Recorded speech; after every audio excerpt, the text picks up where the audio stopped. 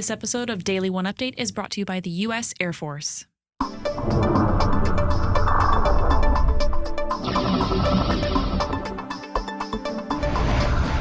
Hey, this is your Daily 1UPdate for Thursday, September 16th, 2010. I'm Scott Sharkey. And I'm Tina Sanchez. Hi. Hi.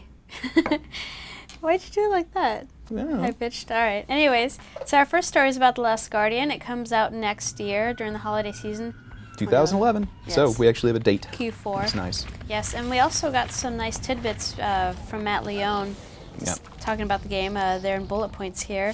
He's talking to Ueda, and there's a lot of neat stuff in here, so you really should look for that. Yeah, I think the one that's causing the most controversy right now, which is making Sharkey laugh and me angry, is this little tidbit here saying, early in development, the main character in The Last Guardian was female, but the team ended up going with a boy. The reason? They thought it would be more realistic that he would have enough grip strength to be able to climb around, and because they wouldn't have to worry about camera angles with a girl who wears a skirt.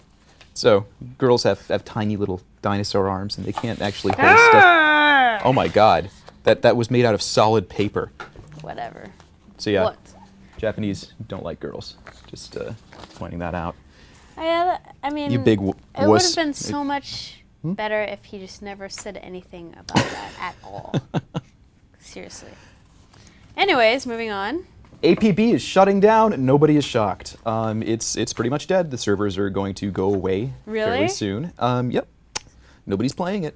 And How many people it costs purchased money it, to keep it. though? Not many. I can't remember exactly. It was more than 10,000, but not a lot. Maybe, yeah. But those Certainly people not are enough gonna to be justify like out of luck. 100 million in development costs in like 5 years. So yeah, they gave a cute little send-off, saying it's been a pleasure to work on APB and with all its players. We were building a totally amazing game. No, actually, you weren't. It wasn't a totally amazing game. It was actually pretty weak. And I'm actually kind of bitter about that. I really bought into the hype for that. I thought that was going to be the greatest thing since, yeah, it was the bee's Customize knees. your character. Yeah, and all that good I've stuff. never been so underwhelmed. Play that thing and my shit would just remain completely unflipped. Yeah, it's too bad. My shit all getting burnt on one side. It's awful. But in happier news, though, the development company's going to stay open, right? Hopefully, but Yeah. yeah, they were working on Project My World, but I think apparently they sold off their assets to an American company, so I don't know. Somebody else. Yeah, so it's not really luck. looking bright for them at this Alright. point. Best of luck to all those employees. Yeah, All right. sorry your game sucked. Anyways, go on with it. Go on with it. Yes. Also, Steel Battalion is coming back.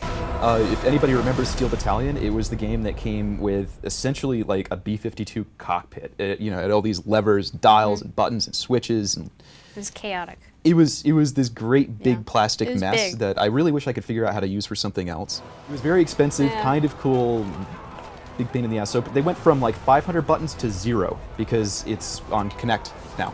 But there's a trailer out. It doesn't really show how gameplay works at all, but they're robot tanks, so that'll be fun, hopefully.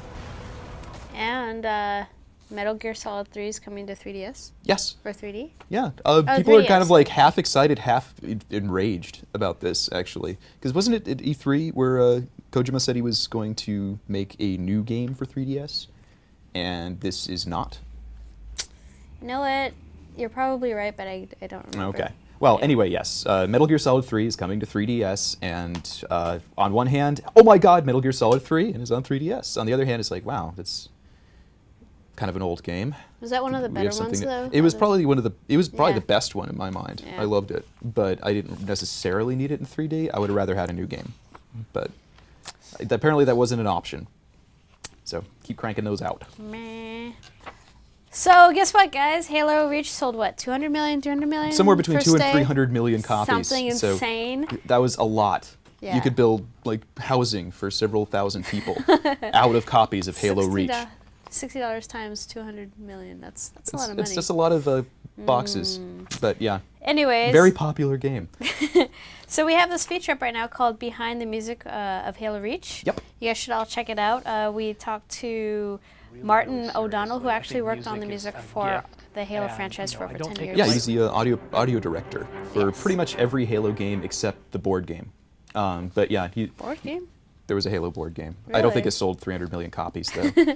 But yeah, you remember the choir chanting in the background and then it goes into an Irish jig? That's him? Yeah. That was all you. Let's get drunk and dance and spin. Shoot the aliens. Yeah. So this feature goes in depth, you know, I guess into the process of actually creating the music for this, you know, the final Bungie game. So you should definitely check it out. It looks interesting. It's a good article. Yeah. What are we closing out with? Oh, Last Guardian. So let's watch this little boy who is definitely not a little girl. And really, does this make any difference? I can't tell. Isn't he prepubescent anyhow? Why couldn't we just have a little girl with pants? That's fine. I don't know. It's still adorable, so, but... yeah. Here's your Last Guardian clip free of accidental upskirts. Can I just call it a she-male? No. Okay. I don't think that means what you think it means.